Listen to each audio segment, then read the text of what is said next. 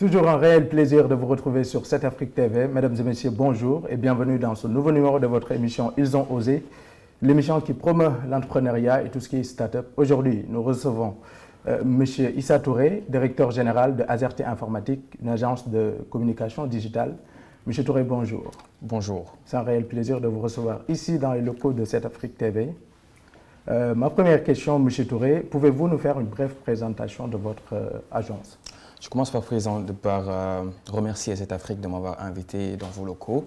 Alors, Azerty Informatique est une agence digitale basée à Dakar et qui s'exécute dans plusieurs pays d'Afrique et qui est principalement dans le domaine de la création de solutions digitales pour les entreprises et dans la communication digitale. Quel a été l'élément déclencheur de votre saut vers l'entrepreneuriat? Très jeune, j'ai été quelqu'un qui était très curieux. On m'appelait même un bizarre. Bizarre parce que j'étais tout le temps dans les appareils, j'étais en train de créer de nouvelles choses et autre chose. En classe de terminale, j'ai été consultant pour Orange et j'ai commencé à travailler... Déjà en classe de terminale, vous étiez consultant pour Orange, dans le domaine de la sécurité. Et on a trouvé pas mal de failles, de systèmes alors qu'on était encore au lycée. Donc ça a joué un petit élément déclencheur. On s'est rendu compte qu'il fallait apporter des solutions aux problèmes des entreprises et autre chose. Et je me suis rendu compte qu'il y avait beaucoup de personnes qui partageaient la même vision que moi. D'ailleurs, même votre dernier invité, cher Thierry Métédiansam, a été un des cofondateurs d'Azerty. Exactement, avec qui on a travaillé du début jusqu'à maintenant. Donc, ce sont des éléments en fait qui sont venus, qui étaient venus de diverses horizons, qui ont travaillé à nous donner assez de courage pour nous lancer en fait sur le marché et apporter des solutions aux PME. Alors, M. Touré, vous étiez certes bizarre, mais aviez-vous des appréhensions ou des peurs avant de vous lancer dans l'entrepreneuriat? Of course, yes, bien sûr. Alors, en Afrique, on vit dans un environnement assez toxique en fait au niveau de l'entrepreneuriat. Comment un environnement assez toxique? Alors, j'ai écrit un article là-dessus en fait principalement. Et nous, quand on est dans la société où la bureaucratie était l'élément de base de notre société, il fallait aller à l'école, trouver un travail, s'asseoir sur un bureau jusqu'à la fin de sa carrière.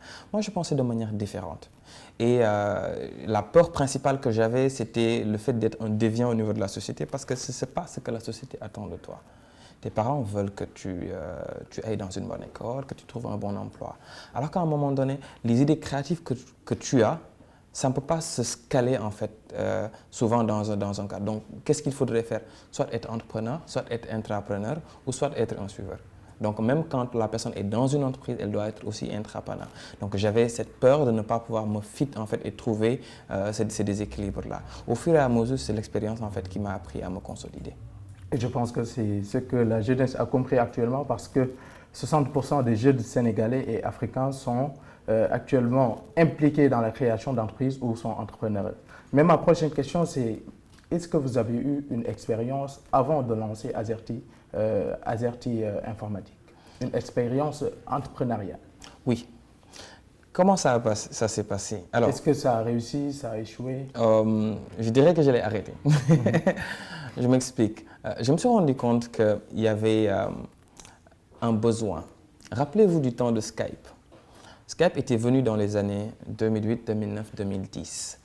Et il y avait beaucoup de personnes qui avaient leur famille ici, mais qui travaillent à l'étranger. Et que les coûts d'appel téléphonique étaient très chers. Donc les communications étaient très limitées.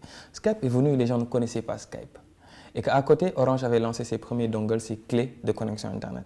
Et je me suis dit, mais tiens, si je proposais à cette personne-là la possibilité de parler à sa famille de manière illimitée en appel vidéo, et que la personne puisse interagir avec eux et autre chose, et la personne va, comment dirais-je déjà, réduire ses coûts de communication, ça serait peut-être quelque chose de bien.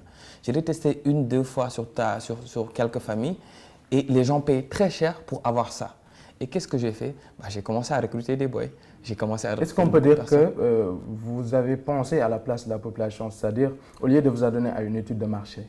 Est-ce que vous pensez que c'est un besoin qui était là, mais un besoin dont la population n'était pas consciente? Je ne savais même pas que j'étais en train d'entreprendre.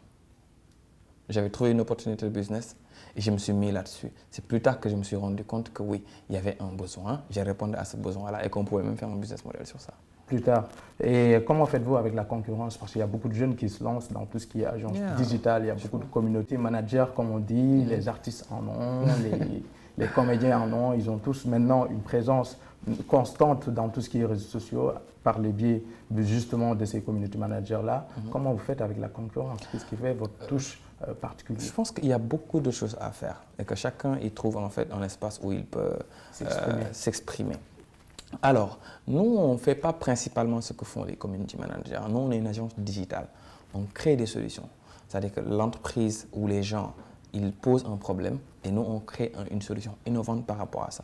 C'est vrai que la communication digitale en fait partie, mais nous, on est principalement dans la social media stratégie.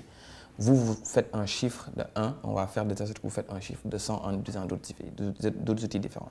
C'est la raison pour laquelle on est collaborateur de Facebook et qu'on exécute en fait beaucoup de programmes de Facebook dans toute l'Afrique. Actuellement, quel est le bilan?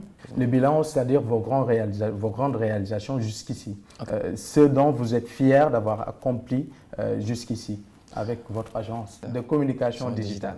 Alors, on a fait beaucoup de choses. On a accompagné des dizaines et des dizaines et des dizaines d'entreprises dans toute l'Afrique.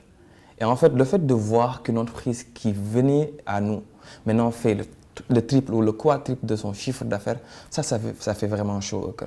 Le fait d'aller dans d'autres pays et de voir qu'il y avait des entreprises, soit qu'on a formées, soit qu'on a accompagnées, qui font maintenant plus de chiffres et qui vendent maintenant dans des marchés qui sont beaucoup plus grands que les marchés initiaux, ça aussi, ça fait plaisir. On voit que la crise n'a pas beaucoup impacté le secteur de la télécommunication et tout ce qui est digital. Par contre, ça l'a boosté, ça l'a galvanisé.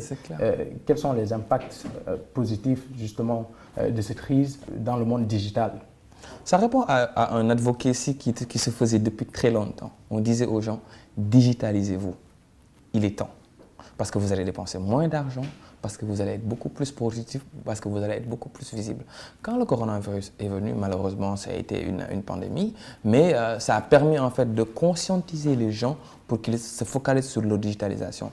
Et c'est vrai que ça nous a donné un petit coup de pouce. On nous a requis partout en Afrique, on est parti partout, on a fait beaucoup de travail là-dessus, mais on voit qu'en fait, qu'on met un bond en avant sur beaucoup d'économies en fait dans les pays d'Afrique.